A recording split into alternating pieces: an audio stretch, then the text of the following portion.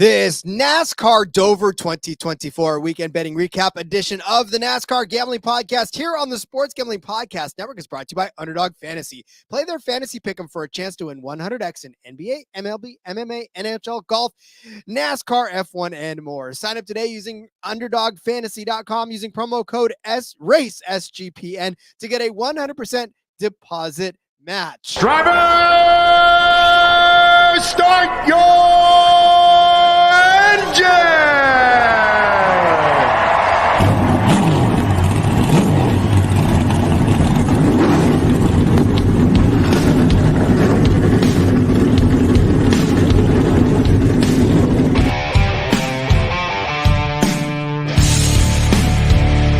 Strap in and pull those belts up tight as the Sports Gambling Podcast Network presents the NASCAR Gambling Podcast.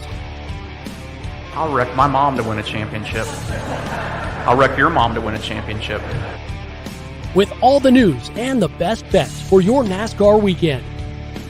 It refrains me from not beating the out of you right now because you ask me stupid questions. But since I'm on probation, I suppose that's improper to say as well. If you could talk about racing things, we could talk about racing things. Now, here are your hosts, Rod Villagomez and Cody Zeeb.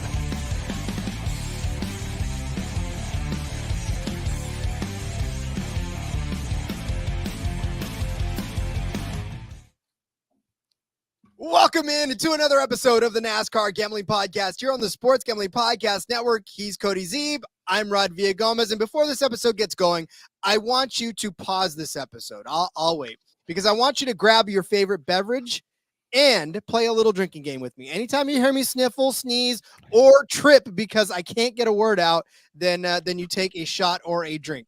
I'm telling you right now, I am an indoor cat nowadays. My allergies just keep me from going outside and enjoying the outside because I spent 10 minutes outside today and my allergies are killing me for the rest of the day. So I apologize to everybody who's sniffling offends or thinks it's unprofessional because at this point I can't control it. Oh, we're getting drunk tonight, are we, Rod? Oh, you know what? Yes, we are. My favorite beverage in hand, trying to drown my sorrows. But Cody, we are here today to recap a fantastic weekend of racing at Dover. Buddy, I was entertained. I mean, I know that some of those portions of the races were a little bit, the monster was rocking us to sleep. I mean, but, really, like both races were the Xfinity race. My God, I mean, we talk about it so much. It's the best racing every weekend, and it was yet again this weekend. But the Cup race was not boring by any means. I mean, we had, we'll talk about it in a few minutes, over 7.5 different leaders, right? You had guys like Corey LaJoie and Daniel Hemrick, and shit, it worked out for Daniel Hemrick. He stayed out and ended up with having a great day. Who saw that coming, right? So much so that you're saying his name. So much so that I even spoke his name, which is uncharacteristic of me, Rod. But I did want to start out the show by just saying thoughts to everyone in the Midwest that's been affected by the tornadoes. It's been a crazy couple of days here. We had, I think, 4 tornadoes touch down within 5 miles of my house. There's a picture from my neighborhood. Someone else took it, but it's clearly from my neighborhood. You could see one of the tornadoes. Mass devastation here. So, so a lot of people lost a lot of things. So, and then I know Iowa, Oklahoma, I believe today was hit pretty hard. So that time of year, unfortunately, and being in Tornado Alley, we know the risks, but thanks to everyone who reached out. And again, thoughts with everyone that's been affected by this, and best wishes to you and your families. Absolutely, that's some scary stuff. I was involved in one tornado when I was in Tennessee, and me being from California, I was like, oh, what? Because the only dealings I had with tornadoes was watching Twister, so I thought I could go run out and watch cows like circle around. That's what I thought was going to happen, but instead it was like literally damage. I was like, I should probably not be anywhere. Yeah, having grown up here, I mean, I'm fairly used to it, unfortunately, but it's every time it hits, obviously it's never, and predictable but unpredictable, right? You know that it's whether capable of producing it, but when they'll come, where they'll come is unknown. So again, just thoughts out to everyone. So that being said, Rod, we had a pretty good weekend betting here at Dover. It was a lot of fun. Nice to turn on the races, obviously, get your mind away from that type of stuff. And it was a good weekend. It was a good weekend, and you know what's going to continue to make it a good weekend? Playoffs! That's right. Make sure to tune in all week to the NBA and NHL Gambling Podcast episodes to get you locked in for exciting playoff action. Go Avs, go! Plus, it's Derby week on the Sports Gambling Podcast. Tune in as the guys get ready for the most exciting 2 minutes in sports. All right, let's check in with the chat real quick. Steve Williams bringing up the fact that, yes, we were a couple minutes late to the live stream. It must be Army time. Listen, you're lucky we're not on Air Force time. We'd have been here whenever the hell we really wanted to be. So love you, Steve. We'd have been comfortable doing it, though, Rod. Well, Marine Corps time would have been a half hour early, and people would have been like, where's the show? Why is it over already? I think we had one of those shows earlier this week where it was scheduled a little later, and we jumped on pretty early. So that was our Marine day for you, Steven. There you go. JDK. Denny has great pit road etiquette. Well, we'll talk about that in a second. Andrew saying, what a day, boys. I know. And then also reciprocating what we all think. Glad you're safe, Cody. Nick saying, good evening, gentlemen. Crazy weather in Iowa and Nebraska. Happy to hear that you are okay. Cody, we are too. Yes, I'm glad too. All right. Well, it was Dover. It was the Monster Mile. And we actually had I keep saying fantastic. I got to find another word, man. Again, maybe you should drink when I say fantastic. That would get you drunk a lot faster than me sniffling. But yeah, it was a great day. I mean, overall, betting card wise, stuff hit, stuff missed. But Cody, I don't think, especially in the Xfinity race, we'll just talk about after the break. At one point, we were cashing just about everything on that card. So yeah, we'll get to the Xfinity race, Rod. The last 33 laps, I've got a little breakdown of what happened in the last 33 laps. Every single bet we had placed, I believe, at one point or another in those 33 laps was cashing. It was, if not all at once, too. Yeah, that was the sweat of all sweats. So that's going to be a fun one to talk about when we get into it. But obviously, we'll start with the Cup race that just happened here.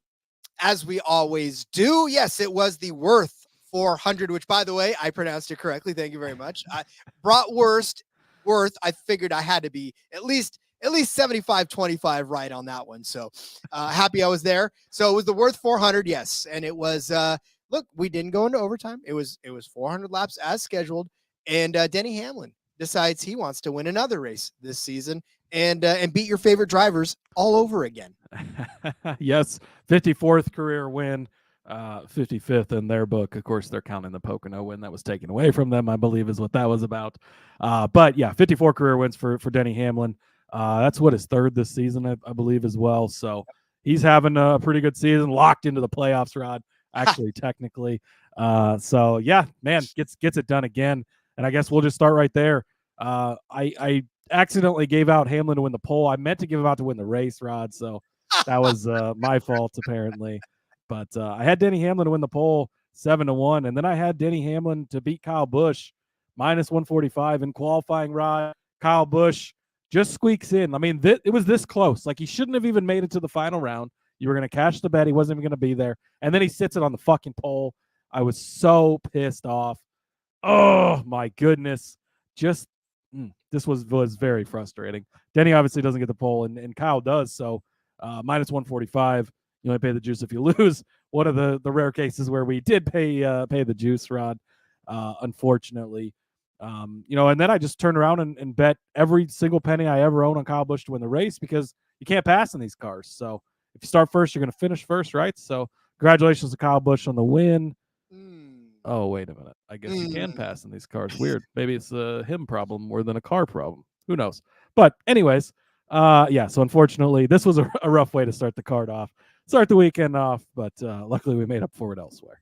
Hey, and listen, for Kyle Busch, because this will be the last time I talk about him all day long, it wasn't so much that people passed him, it's the fact that he just dropped like a rock. Like, Kyle Busch was not good after the first couple of laps. I mean, shout out to him for finishing. What did he end up in fourth place? I mean, that's a great run for them, and especially with how things have been going. So props to him. But I like to poke fun because it's fun to do. So, are you kidding? Are you really a NASCAR fan? You don't poke fun at Kyle Busch every once in a while? I mean, I'm just saying. All right. So my first bet was Josh Berry was going to be a top 10 car. Look, Josh Berry started 12th, and there was a little merit to this, but for the most part of the race, Josh Berry was hanging out around the 20th place. There was nowhere near a top 10. He ends up finishing 14th, which again, when that pit cycle, that last pit cycle happened, and he got there to about 13th and 12th back where he started, I thought there's a little bit of hope. But I'm telling you right now, those top 10 cars that were running around in the top 10 for most of the day, they were just so much faster than anything Josh Berry had for the field. So, and SHR as a whole, I mean, Ryan Preece, like friggin' battling smoke all day long, had to just retire the car because we don't even know what's wrong. Ford thing again. I mean, is that something Fords need to be concerned about? Because Blaney had a similar issue, which obviously is another Ford, but not even the same team. It'll be interesting to. They got to throwback week a little early, Rod. We're not at Darlington yet, but going back to the Winston days, smoking in the cockpit there. But yeah, I tried to warn you against betting on Josh Berry. You didn't listen to me. It was close though. And here we are. If it weren't for Priest trying to roast weenies in his cockpit, then maybe we wouldn't necessarily be here right now. So who knows? Anyways, yeah, Josh Berry finishes 14th. I still don't think that was a bad bet, considering the fact that he started just outside of the top 10. So whatever, we're good. I'll do it again if I have to, but maybe I won't do it. I don't know. Barry just not somebody who interests me at the current time. Rod got the raw end of the deal on both of these bets. Caesar's finishing positions, again, in that backdoor speakeasy area. Byron under 7.5, minus 115. Easy. This was going to hit all day. Then they dropped the car with no tire. Ugh, that was rough. Put him back farther in the field. He gets caught up in a wreck. An end of his day. DFS was looking so good for me, Rod. I was cashing fairly. I had played Martin Truex Jr., who led quite a few laps. I played William Byron, who led quite a few laps. And I played Denny Hamlin, who led quite a few laps and obviously won the race. And I had Ricky Stenhouse Jr. in there, and Stenhouse was doing really well. And then Stenhouse goes out. Byron gets caught up in the wreck. I still actually ended up cashing a little bit, but not as big as it was at one point, which was a little unfortunate. But yeah, again, I think this was a great bet. William Byron better than 7.5 any week is probably a good bet. So I would take this again. And another bad luck one, Rod. Brad Keselowski, 13.5. This one, man, he starts the race not in a good spot. He ended up starting 24th, but heard Denny Hamlin talk about it, and I shared it in the Discord, his clip with Bob Pockrass of saying it's going to be a lot different. Like, don't even look at qualifying; it's not going to matter. And he was fairly well right. I mean, he starts in 6th. Larson is 21st. Truex is 15th, and those are the guys who finished 1, 2, 3. Elliott started 29th and finished 5th. So again, it was a lot of moving throughout the day, but Keselowski was coming through the field, right? He looked really good. And then you get the tire. What was it? The tire goes down, but it was at the end of the stage. So the caution comes out. Didn't really hurt too bad, right? So we're okay. He's coming back through the field again. Then he just hits the wall. I don't even really know what happened there, but gets into the wall. That kind of ruins his day. He goes multiple laps down, pitting under green. So lost that at that point, which was too bad. His top 10 number was really good after, the poor qualifying effort too. So I'd gotten a little invested on that. So again, unfortunate, but that's how it goes sometimes. So raw end of the deal with these ones. Yeah, and basically Brad's back end of his car just kind of squirreled out underneath. I forgot who he was underneath, but he just lost it. He just lost it and tagged the wall, and that was it after that. So, yeah, that was rough. I mean, both of these guys had this. It was so frustrating to watch it go away. Barry was close. Barry was close, like Larson on a super speedway. Steven says there's a dig in there somewhere, and I'm too squirrely right now to even know what that is. So, don't hang out with the squirrels, Rod. Don't hang out with the squirrels because you'll get the nuts for sure. All right, let's get into my next bet. But before we do, I would like to take this opportunity to tell you about Underdog Fantasy.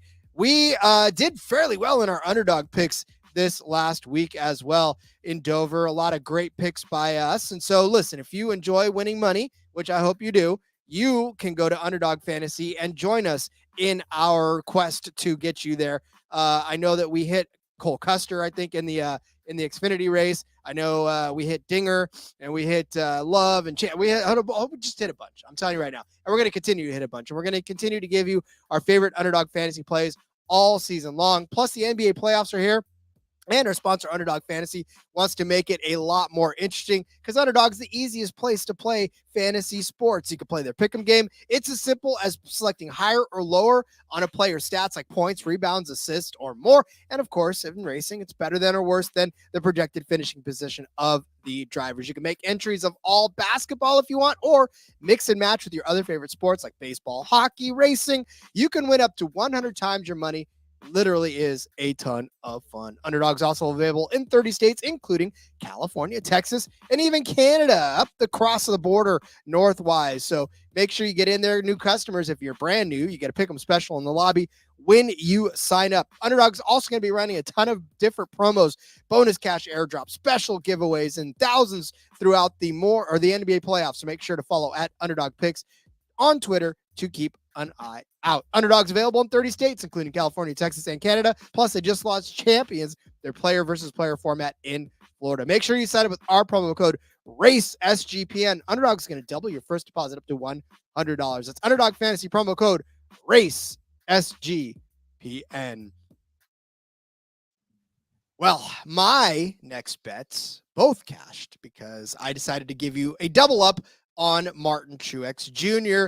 I chose him to be a top 5 car at plus 110, which Martin Truex Jr. ended the day as a top 3 car. So I probably should have bumped that up a little bit to top 3, but I was a little bit nervous. I don't know. He led 69 laps in this. Oh, Cody, you missed your opportunity. He led 69 laps in this. Nice. Yes. And he also ended up cashing the under 7.5 at plus 100. Finishing third. That, of course, is listen, once his brother won this race, you knew that Martin Truex Jr. was going to be in it to win it because that dude was on rails all day long. He was surging to the front, then he'd fall back a little bit, then he'd surge back up to the front, right? And had that big long stretch where he led a lot of laps. I mean, I'm telling you right now, for Truex, it's frustrating, I'm sure, because I knew he wanted to win this race. Like this was the one that he was really after, but what was it? A couple of pit cycles that didn't go well for him, and went better for Hamlin and well, yeah, and he got that damage at one point, which I don't even remember.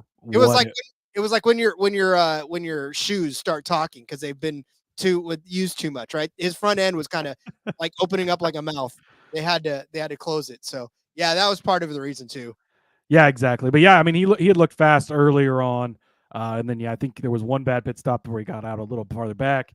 Then he gets the damage and just kind of didn't have the car after that. So it was, obviously I had him as an outright, which was unfortunate. But these were both great bets on him. Under 7.5, just absolutely fucking ridiculous this was even available. So great call by you, and the top 5 on top of it as well, doubling up. So, yeah, he smashed into Bowman, back of Bowman on a restart. That's what it was. So I couldn't remember how Bowman backed up into him. Well, Bowman didn't get along with a lot of people today, apparently, Rod. He did.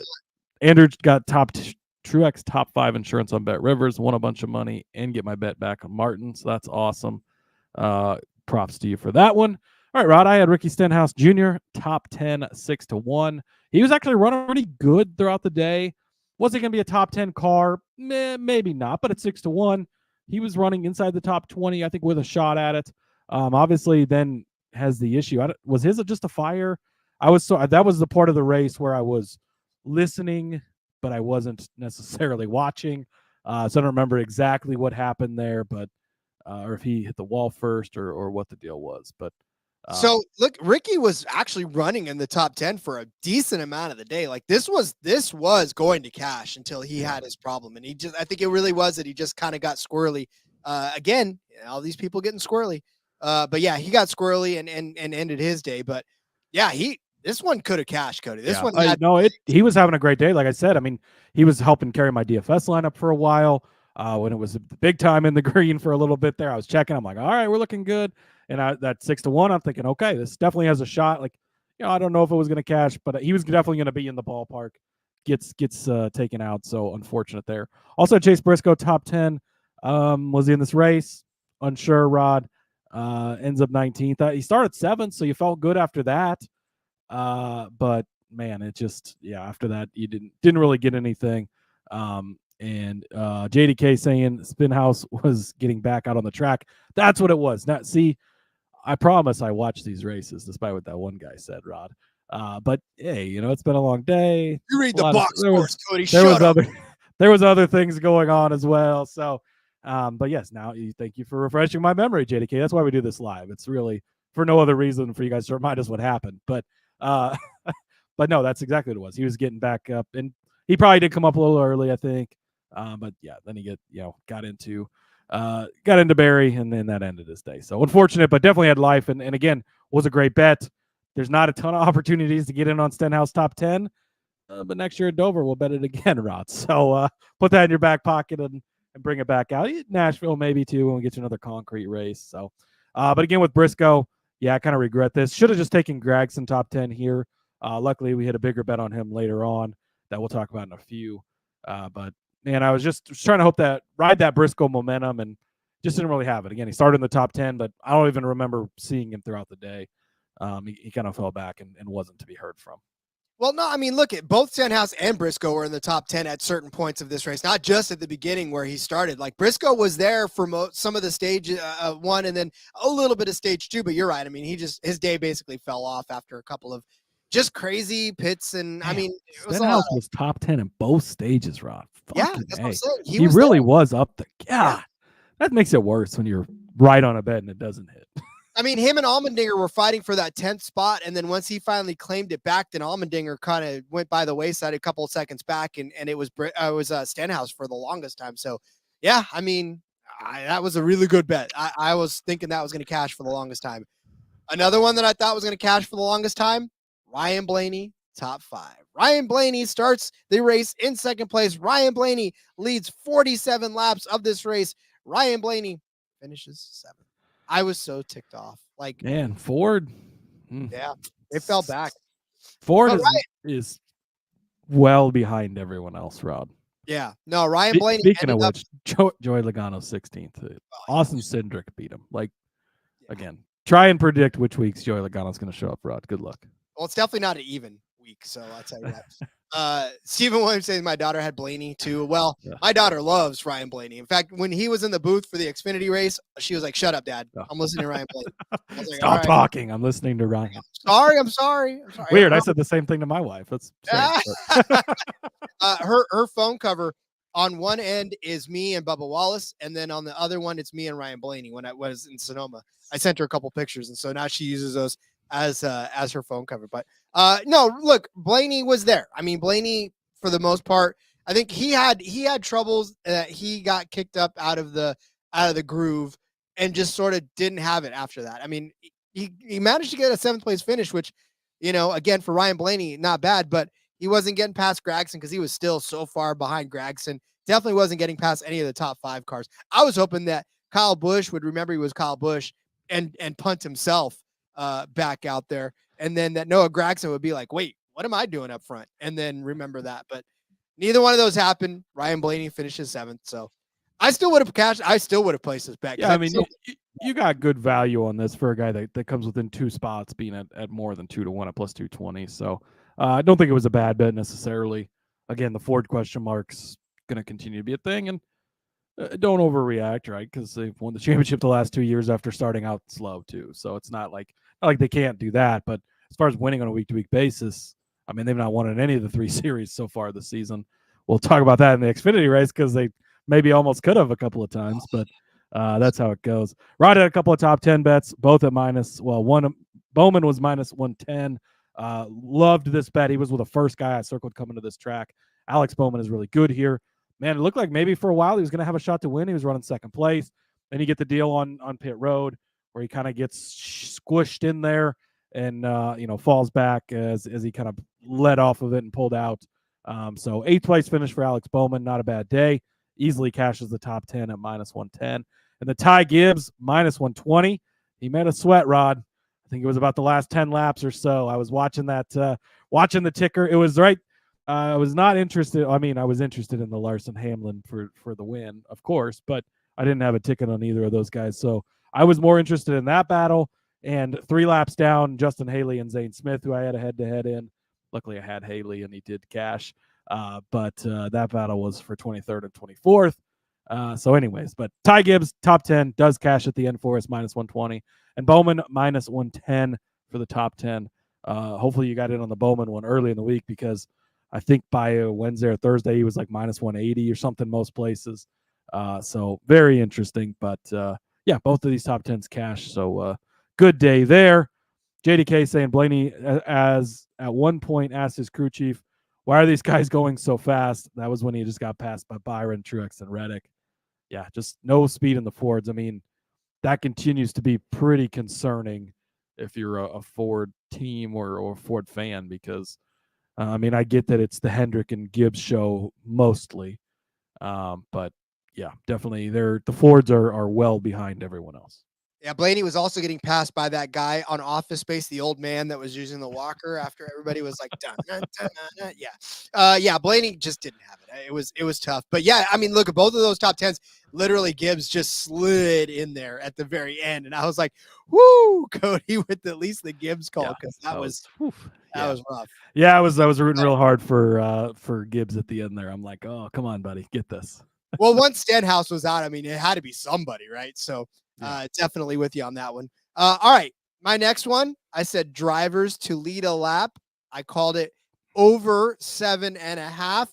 9 drivers led a lap in this, including Denny Hamlin, Martin Truex, Ryan Blaney, Kyle Larson, William Byron, Kyle Busch, Corey LaJoie led 33. Holy hell. Daniel Hemrick, we can't even say his name on the show. Here we are talking about 5 laps for Danny. And then, of course, Bubba Wallace led 1 lap before having to be an adult and take an interview without cursing out everybody. Listen, say what you will. I know that Bubba is such a polarizing figure, but damn it, he's good for this sport. Like you gotta love the stuff like that too, where he's like, I should just be like, say this, but I'm gonna be a dad now. I got married. We'll keep it PC. Yeah. Well, I was gonna tell you that I'm damn pissed off at everybody. I want to kick everyone's ass, but I'll calm down and say, you know what? We got to find a way to be better. We're just going to go out next time and do it. So good on Bubba. But anyways, 9, which by the way is at least a 1.5 higher than that total. And it didn't even take total chaos for it to happen. There's only 5 cautions. Obviously 2 of those. Yeah.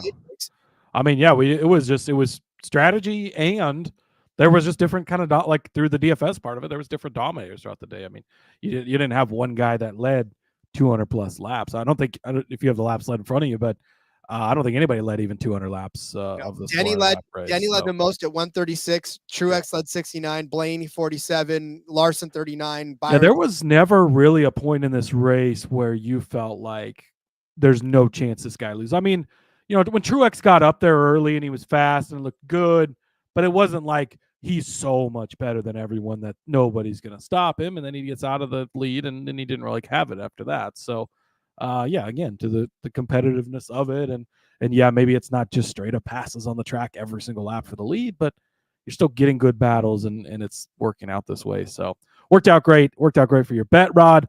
Speaking of great bets, Noah Gragson, 25-1, top finishing Ford.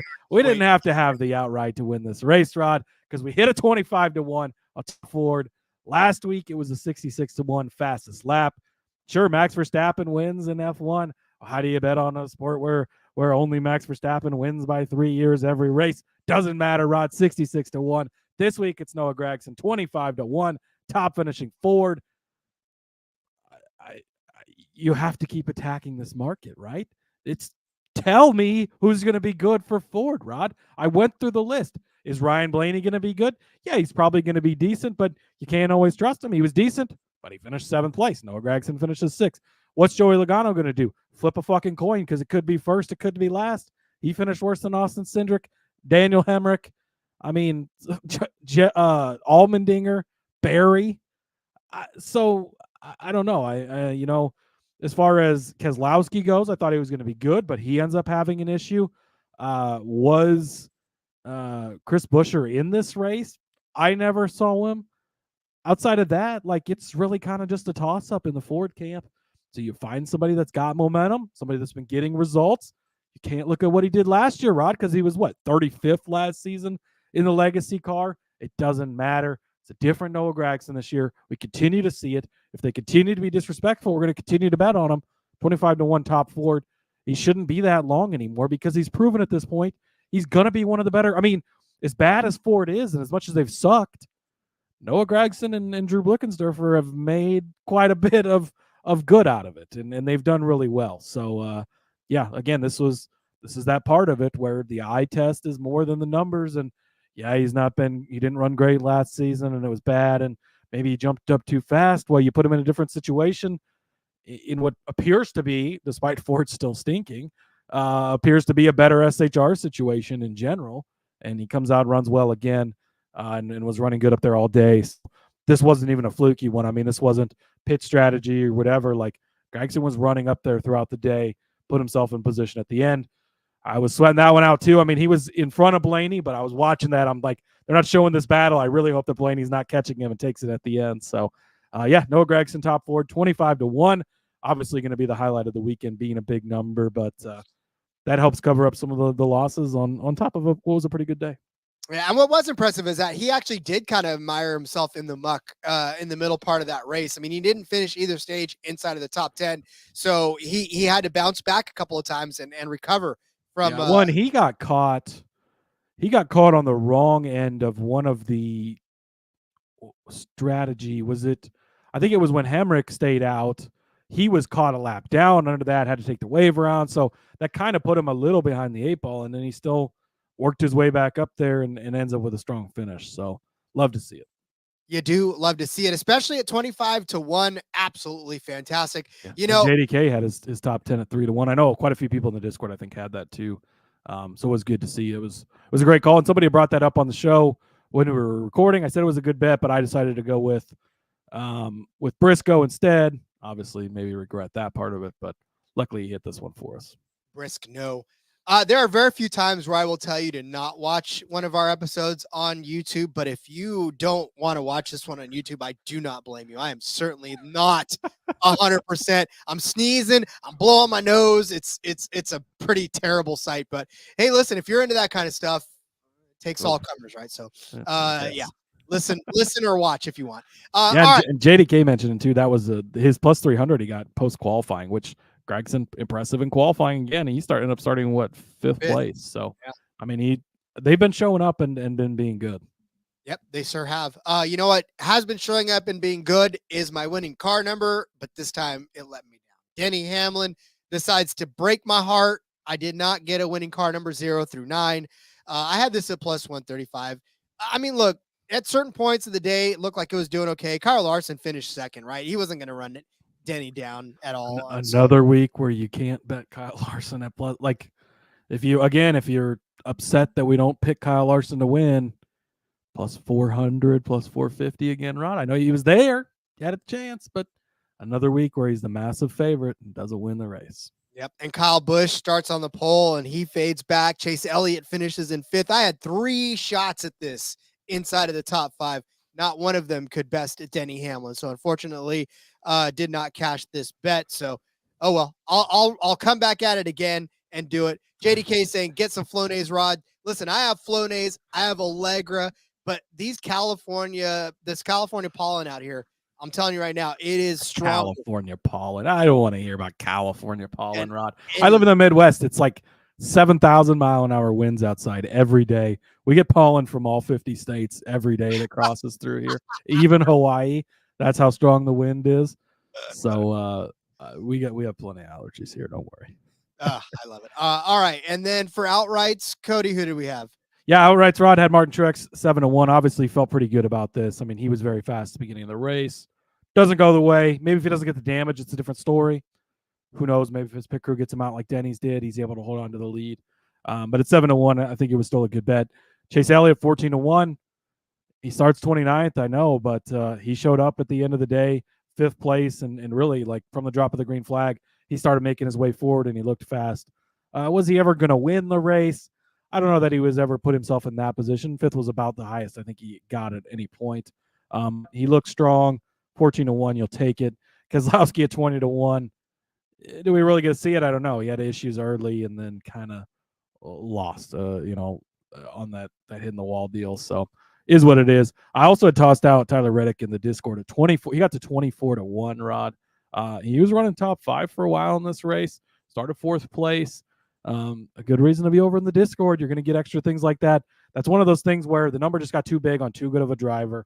You couldn't leave that sitting out there. So I tossed that one out there and tossed it in the document here to make sure we talked about it. But a good reason to be over in the Discord, because you will get extra plays and bets, and if we want to change things, or add things later on in the week.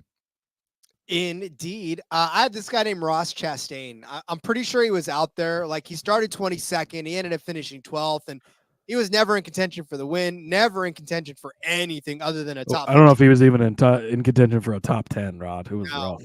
No, it was pretty bad. There was at no point did it look like Ross Chastain had a strong enough car to be out on the track, let alone win this race. So that was just a Hail Mary by me, because you'd already picked Truex, and that was the guy I was going to go with anyways. And I think we just both decided that Denny Hamlin was probably not a good bet to win. However, look at us.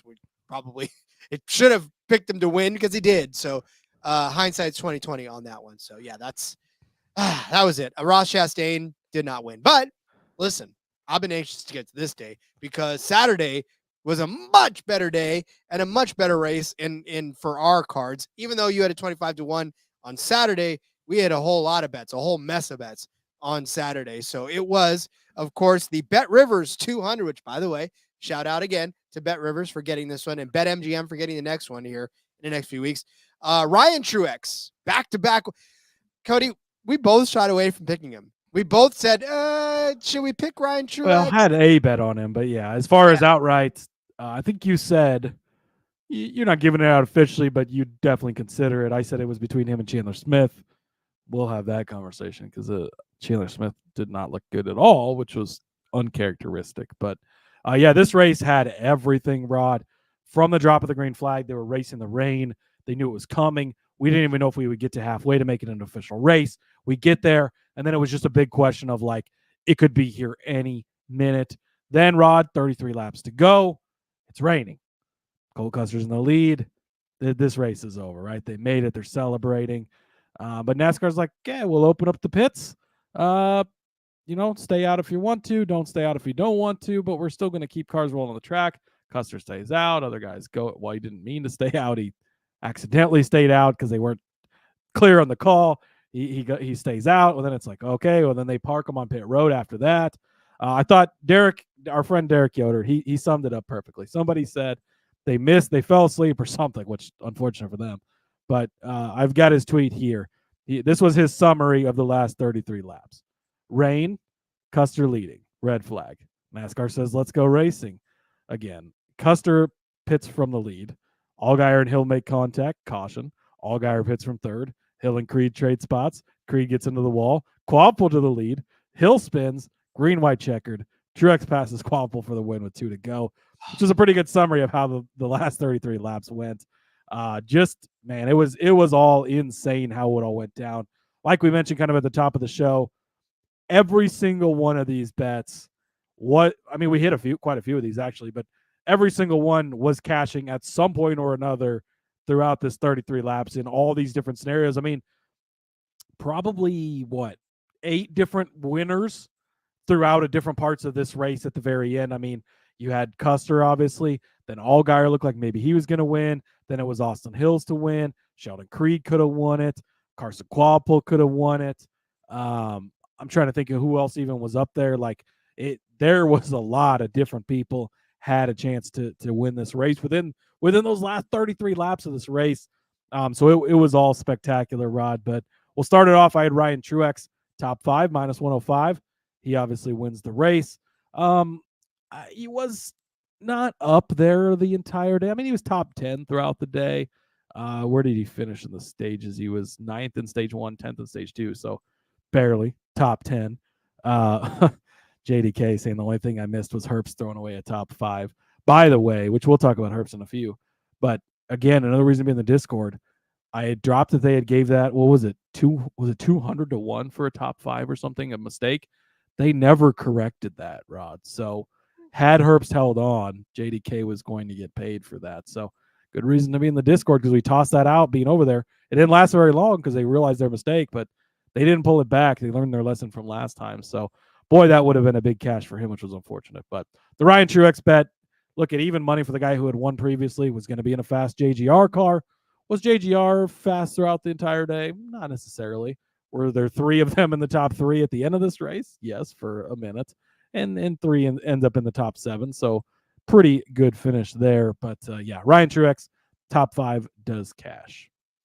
Yeah. Well, my next bet was cashing. My next bet was cashing almost all damn day. My next bet probably will cash for the next 12 races in a row, but it did not cash this time. It was Austin Hill over Sam Mayer.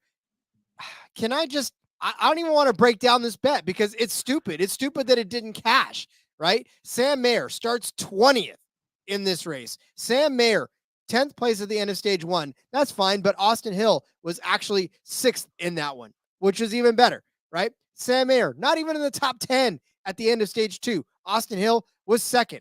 Austin Hill led 17 laps in this race. Austin Hill spins on turn 2 on lap 202. Austin Hill falls out of the top whatever he was running in. I'm so pissed off. I don't even care anymore what he was running in. He was in the top 5, I think, still.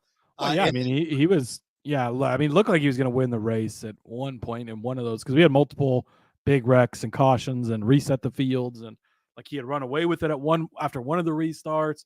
And then, yeah, that last restart, I don't even remember whichever. I can't even, there was so much craziness. I can't keep it all straight. So yeah, you should have cashed this bet, Rod. And man, I was kicking myself so hard for not betting Austin Hill top 5. I'm like, he's going to fucking win this weekend. The one time I don't fucking bring him up, I got saved and bailed out from that, Rod. So we don't have to have that conversation this week, but yeah, you should have hit this bet. So speaking of bets that should have hit, Riley Herbst's top 5. I mean, this should have hit again. The 20-1 that JDK got. Hopefully somebody else had got. Obviously, doesn't matter now, but hopefully you got it if you had the chance. But plus 250 was the official number that was on Herbst's top 5. He was up there throughout the evening, and maybe even had a chance to win this race. I don't know, but again, just one of these guys that can't seem to catch a fucking break. I don't even remember what happened. He just got shipped in one of these late restarts and completely destroyed. So that's how it goes, unfortunately. I also had Ryan Sieg, top 5 at 9-1, Rod. That's heartbreaking. Speaking of Fords having fire problems, I mean, this car was engulfed in flames. One of the bigger fires we've seen. Man, it was rough, and that was real early in the race. So, and actually, he was running like fucking 8th when that happened too. I mean, he was fast early, so you felt like this was going to have a chance. Obviously, goes up in smoke. Where did Kyle? Oh, Kyle ended up falling back on one of those. 27th. Okay, because Kyle Sieg was like 3rd on one of the late. Maybe he had stayed out at that point. He'd stayed out because he led a lap in that one. Yeah, but yeah, Ryan. And who knows? Obviously, the cast at the end, but Ryan was going to have a top 10 car. I think that throughout the day. So. Again, Xfinity is going to be off this week at Kansas, but going to be a guy I'm going to continue to target on these intermediate tracks at big numbers like this because they're clearly showing speed. Now, there was issues because he had an issue, and DiBenedetto also had an issue, I think. Yeah, DiBenedetto. Yeah, a similar, something happened with his. So something with the Sieg cars this week, but yeah, I would take this one again. And Herbst, man, might just be snake bitten at this point. Yeah, shout out to Sieg for got full on barbecue in his car, and also shout out to him for saying he felt like Ricky Bobby. Yeah, after dropping Ricky Bobby that quickly after the race in your first interview, that's great. And he gets out and he's just like waving the flames away. I was waiting for him to strip down to his underwear and run around and be like, "I'm on fire! I'm on fire!" I was waiting for that. Yeah, he got out of that car real fucking fast, which is he almost got slammed into by that car when he got out. That's always scary. Reminiscent of that Jordan Anderson truck a few years ago at Talladega where he jumped, he almost got smashed in between the wall. But yeah, just it's crazy when these cars catch on fire like that and they're not able to release the fire pressure system inside the cockpit or whatever the deal was. But again, luckily he got out of there quickly, seems to be okay. So that's good news. Yep. Very good news. All right. Cody, are we done besmirching the name of AJ Allmendinger? God, how many times do I have to beat people over the head with AJ Allmendinger? Look, didn't he finish good in the Cup race? I mean, he had for being in college equipment. I mean, yeah, he had a good weekend. AJ Allmendinger, 6th place finish, which I didn't have him any other where. I just had him better than Sammy Smith. Sammy Smith, 192 laps into this race, crashes out, finishes 33rd. I told you I did not wake up and choose to bet against Junior Motorsports, but kind of had to at that point. And for this, Sammy Smith not having a fantastic season this year. It's just not been good for Sammy Smith. AJ Allmendinger quietly chugging along, making good finishes, logging laps, being able to be there when he needs to be. In fact, AJ Allmendinger, he was pretty much in contention for a top 5 all race long. He was in the top 10 for a better part of this race. Strategy took him out of the top 10 on the end of stage 2, but he was right there in the top 10 at the end of stage 1, and that was still better than Sammy Smith. Like, at no point was Sammy Smith better than AJ Allmendinger in this race. So hit the panic button if you're a Sammy Smith fan. I'm telling you right now, you are not seeing the best of Sammy Smith. And are there Sammy Smith fans, Rod? There's one. His mom's got to be out there somewhere. Sammy Smith, if your mom is out there, I can't have a beer with you because you are not old enough.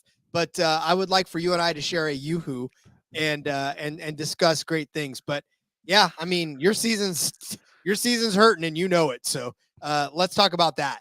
Yes, this was a good call by you, Rod. Again, still hard to trust those colleague cars, but showed up and looked good.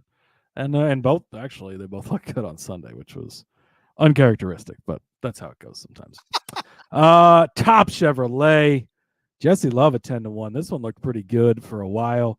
There was a point in this race where he kind of short pitted, I think it was, and flipped it, so he was going to be up front for a little while. He finished 3rd in stage 2, so was running really well. And then I think he was in the mix at the end of one of those restarts at the end for a minute. He was, yeah. And doesn't get it done. So unfortunate, but I felt like at 10-1 you got good value. Again, he's a guy that continues to show up, continues to be fast. We're going to keep doing it. And then Rod, Sam Mayer at 4-1. Yeah, maybe he wasn't up there throughout the day, like you mentioned. But if it wasn't for Carson Kvapil and those meddling kids, damn, Carson Kvapil ends up taking top Chevy from us, which his number had to be probably pretty fucking good, especially when you tell us the next bet you had. Man, I really thought Carson Kvapil was going to win this race, Rod. He was this close. He was really so close. So shout out to that fucking kid, because we've mentioned this before. He's going to be good. It's good to see Travis back at the track. Been a while since we've seen him. But he's going to be a kid that we're going to be paying attention to. So I don't know how big that Pilot Flying J check is that Sammy Smith brings, but I'd watch out for that 8-car ride, because if Kvapil can bring some money, he deserves a ride with them next year. So another great run by him, but he does take the top Chevy honors. But again, much like the top Ford, I mean, actually, Kvapil being the top Chevy makes the point of why it's not just Justin Allgaier at -120 every week for top Chevy, because Justin Allgaier, again, can't catch a fucking break. We know this. It happens to him yet again, even though he ran fast, even though he looked good, doesn't get a good finish. Kvapil takes it at a huge, massive number, had to have been. But Mayer and Love were both in the mix for this at their numbers as well. So much like top Ford in the Cup, it didn't hit this week, but it's one we're going to probably continue to target in the Xfinity, because it's not a very... it can vary. There's a lot of variance week to week on who the top Chevy is. So that makes for good value bets, and that's why it worked in the Cup Series. And that's why it would have worked for you if we would have bet Kvapil in the Xfinity Series, because this was the biggest bet of the season, biggest bet of the card of the week. Top 5 for Carson Kvapil, 5-1. I mean, for me, I just basically said this guy's got to get it done. And when he was running that well in the ARCA, I mean, goddamn, if it wasn't for that whatever problem that happened that sent him all the way back, that was so tough for him. But he was in contention to win that one too. Like, he was in the mix to be one of the top runners in that race until he ended up having to bow out of it. But look, this guy, not just the fact that he finished top 5. All right, look, that's impressive. Not the fact that he could have won this race and that he actually led 14 laps and that he was the runner-up in this race. But the kid started 27 6 on the grid at Dover, where you can't pass. You can't pass in any of these cars. Dover, you can't pass ever, right? No, Quapple passed 24 cars, 25 at some points to get to the lead, and finished runner-up to Ryan Truex in that one. And look at, like Cody said, if it weren't for the madness of one of the last restarts, I think he may have been able to hang on for this win. He is somebody that, if his number continues to stay anywhere near this, anytime he starts, we're putting a bet in on him. We are putting a pick in on him, because top 5 at 5-1. Yeah, you'd have to think they don't do this again, but you probably would have thought that after he did it at Bristol. So, yeah, this was a great call by you. Man, again, I really, really thought he was going to win this race. So good call by you to cash the top 5 here, Rod. I had Mr. Tay Gray to win Group B. He actually looked pretty decent throughout the day, was running fast, got absolutely fucking destroyed in one of those big wrecks. So that was unfortunate. He was matched up with Brandon Jones, who did Brandon Jones things and also got destroyed, which is kind of what you expected. Sheldon Creed, who again choked away a win. He finished 4th, so it obviously ends up pretty good. And Quapple, who obviously probably would have hurt Taylor Gray in this one. But yeah, I don't know. I feel like there's enough variance in this group. I probably would have still take Taylor Gray again, but I don't know. Undecided on the result of this bet and what exactly happened. I mean, look, I knew the shifties were going to be happy in this one, but I told you that Quapple was going to be, and I said maybe Taylor finishes. But also that was part of my, I was like, well, if you have Quapple top 5 and that hits, it's not going to matter as much if you don't hit this one. Also, if you have Creed 25-1 and that hits, which it almost fucking hit, we'll talk about that in a minute. So there was some other ways to get around this, but yeah, I don't know. I'd like to gloss right over my next one because it did not turn out well for us. Jesse Love, top 3, 5.5. Top 3 in stage 2. He was. Look at this. We knew the run had to end at some point. I just did not think it was going to be this point. Like he was looking so good for so long, but the monster got the best of him. Like this was the one track that he really did start to struggle on, and you could tell that his rookie. Yeah, but he looked good. I mean, he led, how many laps did he lead? He led like 40 some laps, didn't he? Jesse Love led 21 laps. Okay, it was 20, 40, same difference. Well, it was close. A short track. Yeah, sure. Well, it's half the distance of the Cup race. So if it was equivalent to the Cup race, 400 miles, it would have been 40. So really, it maths out somewhere in there. But anyways, he was up front for 21 laps and looked good at that point in time. I don't know. He did though, and that's the frustrating part. And like to the fact of the chaos at the end of this, the top 3 bet doesn't look so bad because like we had some Kyle Weatherman finished 8th place in this race, Rod. Like, dude, the top 10 at one point in this race was like, are you kidding? Well, yeah, I mean, that was when people stayed out, but sure, but still, if the rain had held in, yeah, I mean, and it was raining throughout those 33 laps. I mean, when Sheldon Creed took the lead, Rod, and they cut to a camera and it was just covered in water, I go, it's raining, throw the yellow flag, end this race, just call it. Oh, it was sad. He didn't win, of course. And there I go typing in the doc again.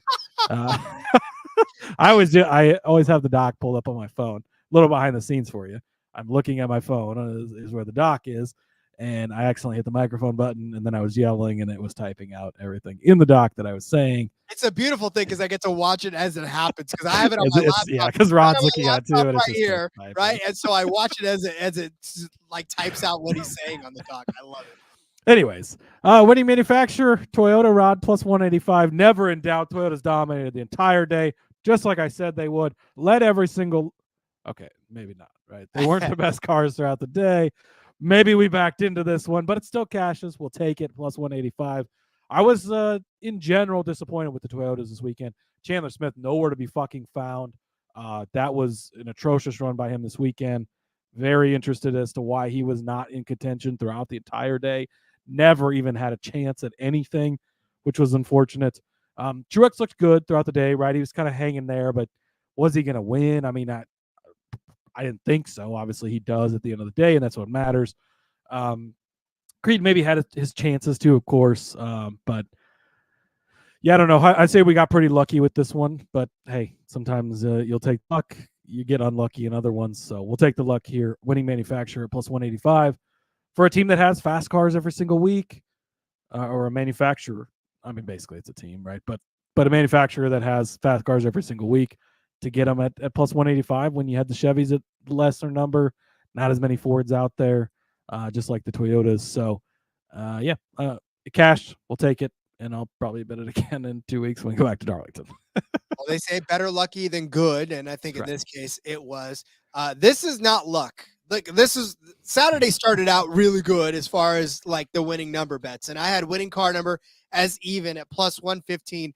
I will tell you, obviously, it didn't matter whether Truex did it or not. Like, Truex, to his credit, man, he literally hung around and did just enough to get there to the front and win this race. So, I mean, that was great. That's fantastic. But if he hadn't, the 88 was still going to win. Oh, guess what? That's even. Sam Mayer, I think he would have forgotten that he was actually racing at that point and like lost. But Sheldon Creed was an even number. Cole Custer was an even number. AJ Allmendinger was an even number. I had 4 chances in the top 6 to actually 5 chances in the top 6. Or no, 5. Yeah, 5 chances in the top 6 to cash this bet. So I'll tell you what, I had this thing. Yeah, I mean, and Custer was leading obviously when the rain comes out, so that would have cashed it.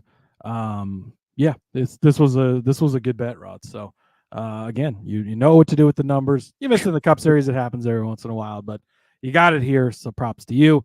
Outrights, Rod, Chandler Smith plus 375. Again, atrocious throughout the day, never in contention. Extremely disappointed. Don't worry, I'll still be betting on him later this season. Riley Herbst at 18-1. Okay, I mean, he was there. He had a shot, right? And then he gets fucked up. That's kind of how it goes. Sheldon Creed at 25-1, Rod. You had to place this bet knowing it wasn't going to cash. But the fact that it was close enough, I mean, really, and I said that on the show, right? Like, you don't love betting on Sheldon Creed. And I saw the picture of, I don't know if you remember, as I think this was prior to us having the show on Xfinity. It was 3 or 4 years ago. If you remember Daniel Hemrick in that 18 car for JGR, fast as fuck every single week, Rod. I bet if you go back and look, I bet he finished second place 12 times that season. I mean, he was just fast. Every week you'd think he's going to win, and he finishes second. He's fast, and he finishes second. And then he goes on to win the championship by, 3 inches as he beats Austin Cindric to the line. Crazy, but like, I saw a picture after the fact, and it was his car, and it was Sheldon Creed's car, and it said, "Show me the difference in this in this picture." And there's not a difference because fucking Sheldon Creed. But 25-1, look, Rod, you're betting on the fact that he's in a fast car, that he's been close to winning before. We've seen him, and he's different than Hemrick in the fact that he dominated in the trucks. He won in the trucks all the time, champion. And I think maybe he didn't win a championship in the trucks. I'll have to go back and look. I don't think he did, but won all the time in the truck series. So it's not, I mean, Hemrick literally has 1 career win in Xfinity in that championship race. Otherwise, he's never done anything. But Creed's done it, and we saw it, and maybe it was just a bad break. But again, like, he was there. 25-1. It's the reason you place it as the number. You know he could be there, and he was there. That's all we were asking for. If rain comes a little bit harder while he's leading one of those times, you get it. He had multiple chances. So I'll take it. You place this bet knowing that could be the outcome. That's what the outcome ended up being. Klickerman at 50-1, Rod. I don't remember where it was, but at one point near the end, he stayed out, I think. And I think it was him and Allgaier had run long on fuel. And you think, okay, maybe we get this restart. They go. If he can just grab the lead and then it rains, it had a shot. It had life. That's all I was asking for. 50-1. So again, I don't really regret any, especially now, if you go back and you tell me in the last 33 laps, there's going to be 8 different cars that have a chance to win this race. I don't regret. Well, maybe Chandler Smith is the one I regret, but outside of that, I don't regret any of these other bets because all these guys had their shots. The Sheldon Creed one was probably the best bet of the outrights. I mean, he was there with a legit chance in a fast car, had his opportunities. Obviously, it withered away like it usually does with him. But if he's ever at numbers this big, I think we're going to have to keep betting on him because you have to think he's going to get it done eventually. I don't know. Do you though? Hemrick did, so that gives me hope, Rod. maybe we just need to place those Sheldon Creed championship tickets. I don't know. JDK too saying Parker Kligerman found speed just a little late. He did kind of show up with some speed near the end of the race. So, but truth be told, if Sheldon Creed actually does drink beer, man, that's a dude I would love to have a beer with. Doesn't he look like a guy that he could like just smash beers? Like he looks like the type of guy that like just like opens up a beer and goes like this and it's gone in like 2 seconds. He looks like one of those guys that I used to bunk with. Well, not bunk with, but like live in the barracks with in the Army.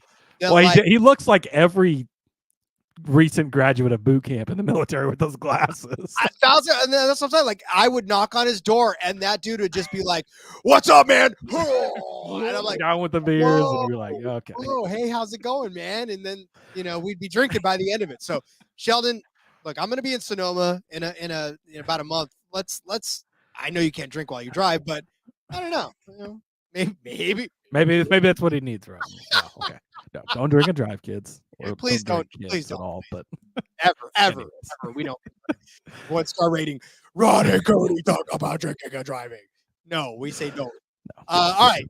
My one dart, because we had pretty much extinguished all of them at that point, was AJ Allmendinger, 15-1. He wasn't ever going to win this race, but finishing 6th at 15-1, that's still not a bad thing. I still feel like if maybe a couple of more crazy things had happened, AJ Allmendinger could have put himself up there. But I mean, this was hopeful thinking on my part. I'm just glad that he got the over Sammy Smith bet for me. So, like I said, we talked about Truex. I was like, look, if I got to take a chance on Truex, I'll take a chance on Truex. But Dinger was my pick at 15-1 because Truex was such a favorite that I don't know. I feared it. I think I feared it too much. So yeah, Dinger didn't cash really though. I mean, like Truex was what, 650, I think, or so. Yeah, he wasn't. But like, was he a great bet?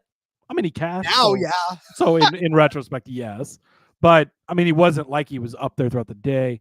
And again, if you tell me in the last 33 laps we're gonna have all this craziness happen, AJ Allmendinger 15-1, and that's probably something I would get on. So JDK with the public service announcement. Don't forget, kids, don't drink and drive, and don't bet on Hailie Deegan. Hey, I didn't bet on Hailie Deegan, JDK. No, I just said maybe in a draft. Told people to put her in your DraftKings lineup, which was horrible advice. Then you turn around and put Jimmy Johnson in. Rod, this morning, like I don't like to give these bets out publicly. So I did tell a few people to take this bet, but on my backdoor local this morning, I got Noah Gragson versus Jimmy Johnson. He was minus 180, Rod. I cannot tell you how much money I put on Noah Gragson at minus 180 this morning.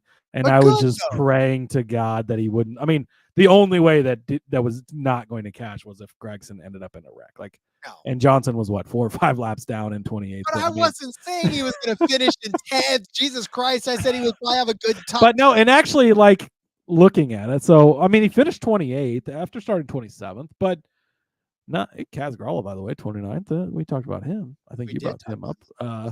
But started dead last, didn't Kaz Gralla, right? Yeah, I believe he did. So, yeah. But they're not all terrible. Yeah, Jimmy Johnson was 28th. I mean, God, he's the greatest driver of all time. 28th was a great day for him. Look at Jimmy, please. Anyways, from one 48-year-old to another. At least we're still gonna see him out there, Rod. So, yeah, but do we though? I mean, the only time we get to see him is when the leaders pass him. Oh, the leaders pass him a lot, so you get to see him quite a bit. By the way, too, we didn't bring it up, but Corey Heim, 25th place for his first career start. I mean, in the Cup Series and it being at Dover, which is literally nicknamed the Monster Mile, like a great day for him, and he was running really well. Had that one issue on pit road early in the race, right, with Tyler Reddick there. But shout out to him for a great day. I'm sure we'll talk about him this next week with the Kansas truck race. But man, yeah, a great run by him. So, and get used to it. I think it was great to see Eric at the track too, by the way.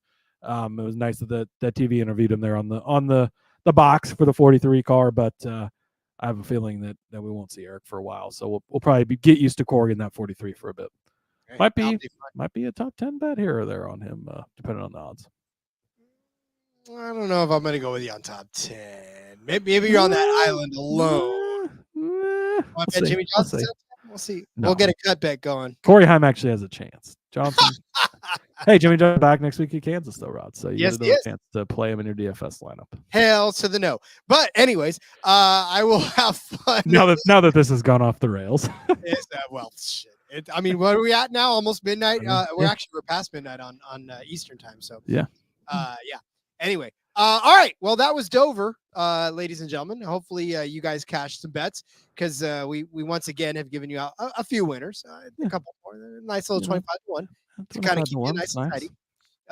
You made up for every other bet that I didn't cash you, but that's all right. That's again, right. we don't just give out 25-1s for no reason, Rod. There's a reason to do it. They hit often enough that makes it worth it. Indeed. All right, we'll be back again on Tuesday for the Kansas edition of this. Are you going to Kansas this time or no? This is the one you can't go to. No, can't. Not going to make it to the spring race. I'm hoping to go in the fall. Definitely have that date circled on the calendar, but have some youth sports coaching to do. So that takes precedence, of course. So hell yeah, won't be at Kansas this weekend, which is unfortunate. But yeah, I do plan to be there in the fall. So hopefully that will all work out. Cody training the next generation of athletes to be winners, just like he is. So, all right. Again, we'll be back on Tuesday with some Cup Kansas editions, and then throughout the week, of course, there are no Xfinity, so we'll do trucks. But we'll do the same thing that we did last time. We'll do trucks and its own special DFS and underdog episode, and then of course the Cup episode. F1 too. F1 is in Miami this weekend, so we'll have an episode of the F1 Gambling Podcast. Maybe we'll be able to work that in tomorrow too, depending on if odds are more readily available. So stay tuned. But again, good reason to subscribe to the YouTube, because then you'll get all that stuff right there in your feed. So Yep. And expect to hear a copious amount of Will Smith tomorrow when we talk about that, if we're talking about Miami, because I've been yeah. So all right, let's go, Cody, because I'm already getting a lot. Let's get out of here so you can go deal with your California allergies, Rod. Follow me over on the X at Husker_Zeeb. You can find all my stuff over there. Ton of stuff coming out. AFL, Arena Football League, Rod. We both working for doing, producing content over there. Make sure you check out the AFL gambling, or not gambling. Oh, I wish we could gamble on it. Not yet, but check out the AFL podcast with Rod. And then, I've had a bunch of articles over there for them as well at Arena Football, which has been a lot of fun. It was so much fun watching this weekend. Going to an Iowa Rampage game in a couple weeks. I'm excited for that. Check out Twitter, X, whatever the kids call it these days, at Husker_Zeeb. You'll find all that stuff. And be back later this week with some more picks and try and repeat that 66-1, 25-1. No big deal. Indeed. Follow me on Twitter at RJ Villagomez. Link in the bio, everything I got going on, whether it's here, whether it's Sportsbook Review. I got a Miami Grand Prix article coming out for them. And then, of course, an episode, I'm sure. Check out the Arena Football League podcast. I got to tell you, this week is going to be one of the more heaviest weeks that we're ever going to have. I'm excited. Yeah. I've got the Oregon Black Bears head coach coming up, or not even the head coach, the owner coming up. We're going to talk about a bunch of stuff coming up, and a special episode on Thursday as well. Whew, so much to cram in, but make sure you're checking that out as well. But come back tomorrow. We're going to have some stuff for you. Come back Tuesday. We're going to have even more for you. Till then, ladies and gentlemen, let's go racing. Please, don't bet on Haley Deegan. I can't even say her name, but let it ride.